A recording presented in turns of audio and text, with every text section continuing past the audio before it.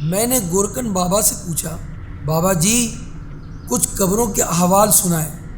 बाबा ने एक सर्द आ भरी और अफसुर्दा लहजे में कहने लगे, बेटा अब तो आदमी की कब्र तैयार करते वक्त अब आदमी की कब्र तैयार करते हुए बहुत मशक्क़त करना पड़ती है।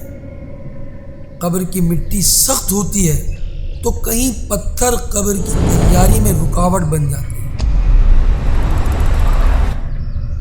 और आजकल कब्रों की खुदाई के दौरान सांप बिच्छू का निकल आना आम सी बात हो गई है।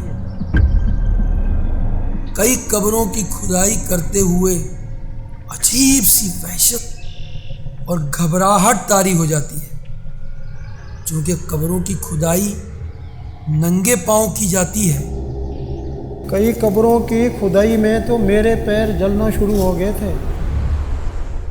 मैंने अपनी जिंदगी में कब्र की तैयारी के दौरान कब्र से धुआं निकलते हुए भी देखा और कब्र से आग के शोले भी देखे, और कई बदनसीब लोगों की कब्रों में तदफीन के बाद कब्रों पर रात को आग जलते देखी। और कुछ कब्रों से रात को चीखों पुकार की आवाज़ भी सुन चुका हूँ।